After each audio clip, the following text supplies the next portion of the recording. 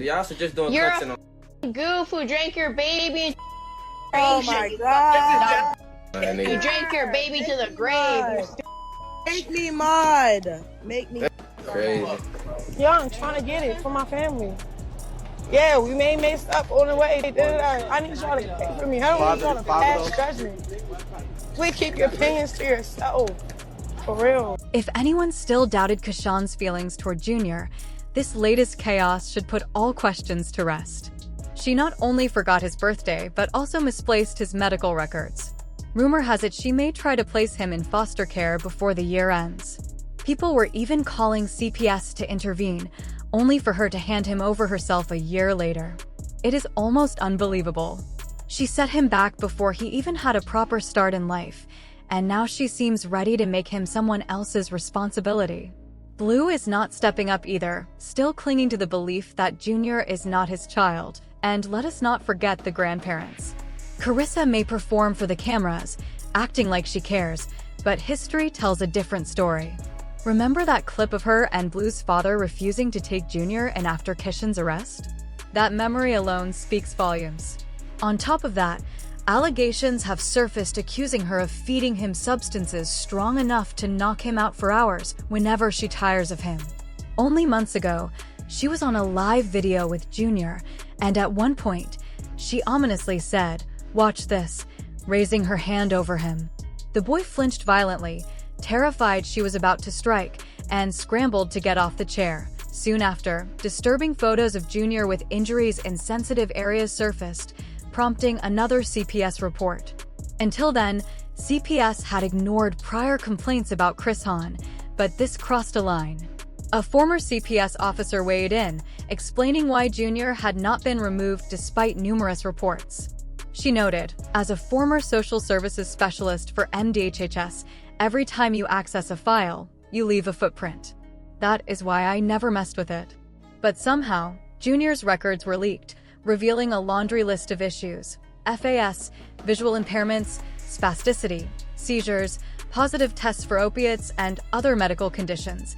People immediately asked, where was CPS during all this? According to former investigators, many children who test positive for substances are still returned home. CPS usually inspects the home, ensures the parent has what the child needs, and offers services, but it is far from a perfect system. This latest revelation only adds to a growing pattern. Previously, she was publicly criticized during a live stream with Dashi Frost. Someone called in pretending to be a fan, but quickly flipped the narrative, accusing Chrisean of ruining Junior's life and labeling her evil and demonic. The situation keeps getting darker, and it seems everyone involved is caught in a cycle of neglect, fear, and questionable parenting. Busy, so I'm gonna call you later. Huh? I'm not busy at all. Yeah, I'm busy, so I'm gonna call you later. I'm not even busy. Okay. Babe, You're chasing me right now. I'm not busy at all. I'm not busy. I'm not busy. I'm about to put a baby in the car. Is that okay? Do you mind taking them to the car? Thank you. You mind taking them to the car? Thank you.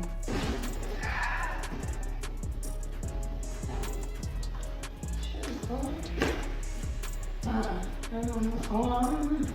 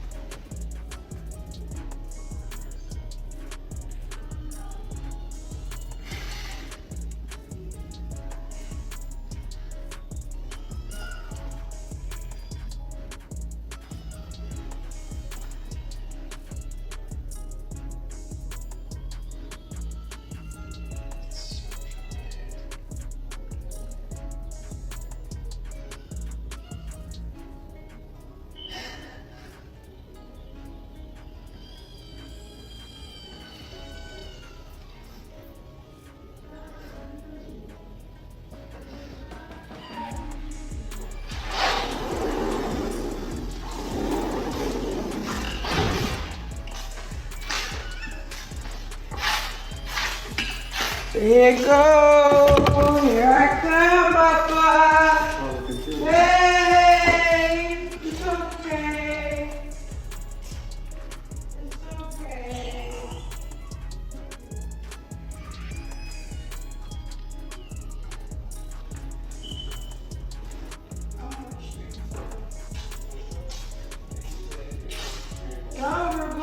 I'm going to the dentist. Y'all won't come? Okay. Well, is Jack coming? Jack's driving.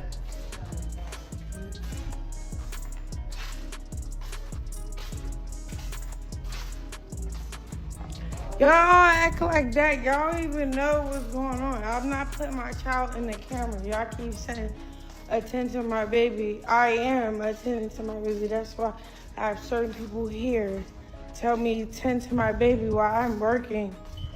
I'm not finna keep, you know? So, all that, put prayer in hands, y'all. Everybody that loves me and a different demon. Two, I did not leave my child in no freaking car. He was outside where everybody was standing. It was multiple people sitting around his stroller, waiting for me to get off the phone. Cause my child father is over here being demonic, don't want to support me, don't want to do nothing, don't want to send me nothing. He talking about sitting in the house. Because, what? I have a great support system. I have help. I have Pastor Mike. I have Tim Bone. I have Arissa. I have a lot of support that's there for my son. I don't have to pay for anything. Diapers, wipes, clothes, you name it. No, I'm not homeless. That's the other thing. Stop. Y'all weird. Especially that whole side. Y'all never cared for my son.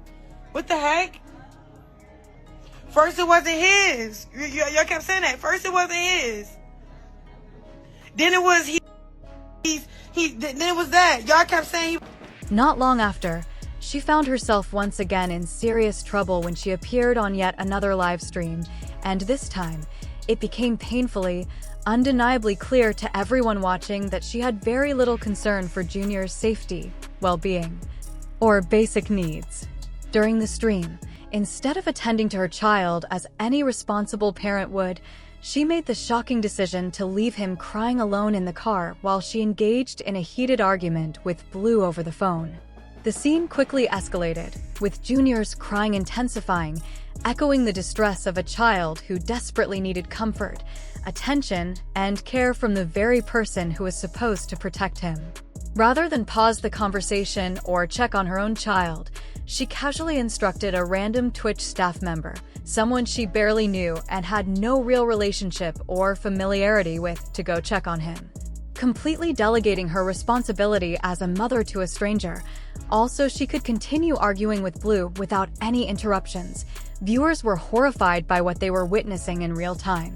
Comments flooded in expressing shock, outrage, and disbelief at the level of negligence being displayed.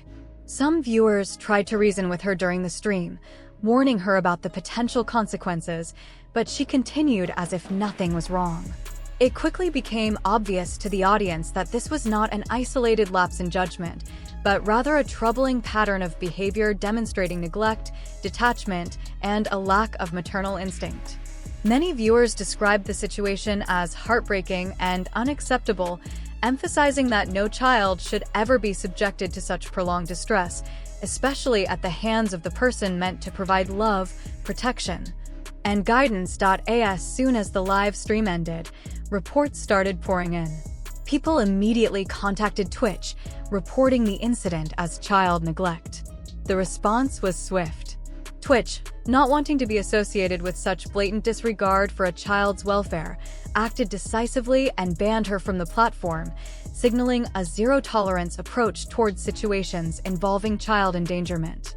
This swift action reflected not only the severity of her behavior, but also the broader responsibility that social platforms have to protect minors and prevent their exploitation or harm in real time.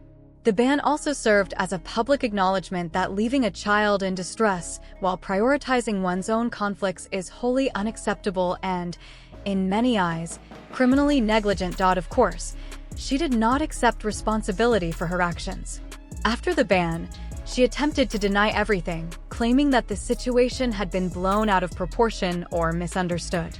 She tried to frame her decisions as harmless or justifiable, attempting to convince her followers and the public that she had not acted negligently. However, her denials fell flat because the audience had already seen the incident unfold in real time.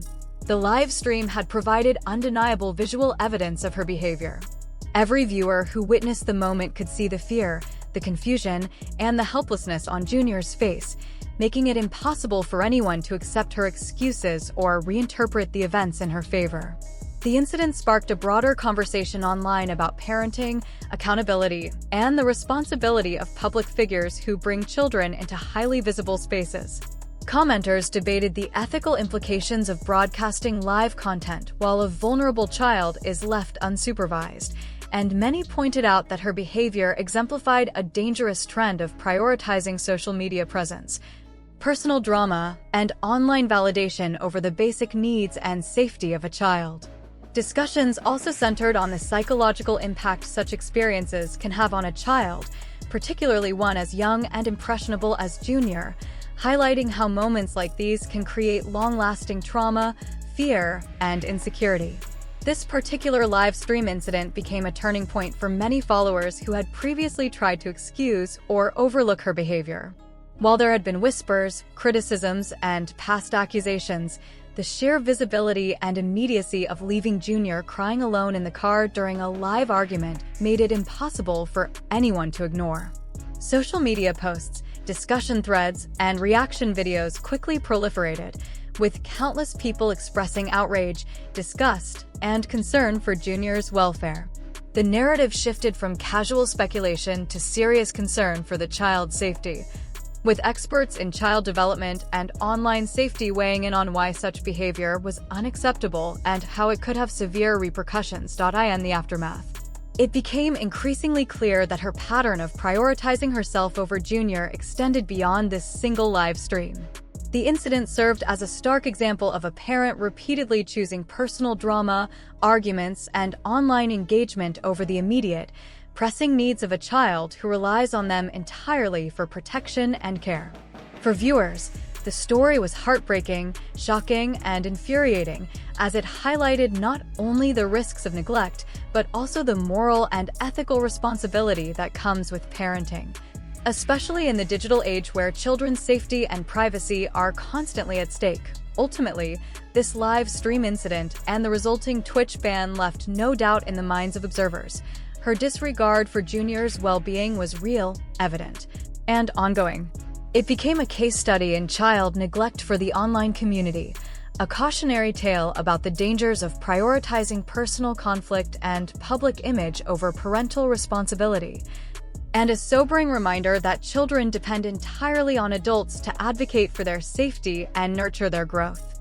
The public witnessing the incident understood the gravity of the situation, and it sparked widespread calls for accountability, intervention, and closer scrutiny of her behavior moving forward, ensuring that Junior's safety would remain a central concern in any further discussions about her parenting. But the drama does not end there. Just a few days ago, she went live with Chaotic, and he asked her for Junior's birthday. Can you believe she had no idea? She sat there fumbling, shifting uncomfortably, trying to remember the special day of her own child. After a long pause filled with awkward stammering, she still could not provide a clear answer. How old? I got to work again. No. How old are you turning on the 3rd? She muttered, clearly lost in thought and disconnected from the significance of the moment. The viewers watching the live stream could hardly believe what they were seeing. How could someone forget the birthday of their own child, the one day meant to celebrate them and show them love? It was not just a slip of the mind, it was a glaring reflection of her priorities and attitude toward her child's life. As if that humiliation were not enough, she went a step further. She unfollowed Junior's Instagram page, the very account she had created for him on the day of his birthday. Meanwhile, she actively follows her new boyfriend, Bino, signaling to the world where her attention and loyalties truly lie. This action, simple as it may seem, was symbolic to many viewers. It was a clear demonstration that her focus and energy are not directed toward her child's happiness, milestones, or daily life, but instead toward her personal relationships and online persona. From the very moment Junior was born, it has been painfully clear that his well-being has never been her priority.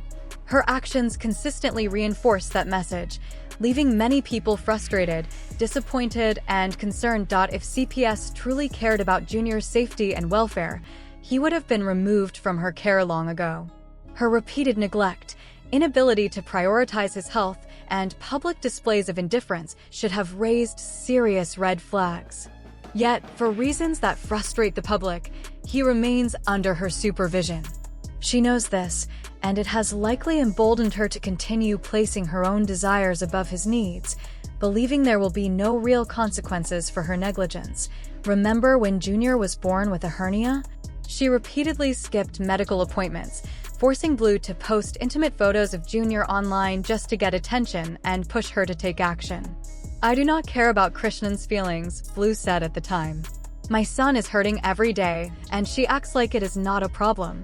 Even when surgery was necessary, she delayed and missed appointments to maintain her own schedule and priorities. Initially, many blamed Blue for posting the photos, criticizing him for violating privacy.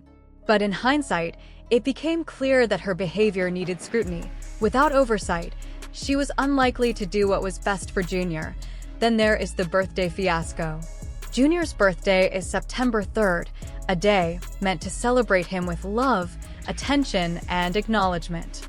Instead, there was no party, no posts, and no recognition.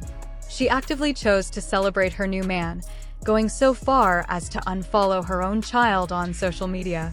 This sparked outrage online. One viewer wrote, "She was incarcerated during his first birthday. You would think she would go all out for his second, but she clearly does not care. He deserves better." Another added, "This is not the first time she has prioritized herself over her child. I hope they take him and give him to a loving home that will encourage healthy habits." This is not cute, it is cruel. The questions now seem unavoidable. How can a parent consistently place a new romantic relationship above the needs of their own child? And do you honestly believe she would willingly hand him over to a foster home if the rumors prove true? For many, these actions highlight a disturbing pattern of negligence, detachment, and disregard for the responsibilities of parenthood. Junior deserves a safe, nurturing, and supportive environment, one where his well-being comes first and his milestones and achievements are celebrated. As this drama continues to unfold, viewers are encouraged to share their thoughts in the comments and to stay informed by watching the latest videos documenting this troubling story.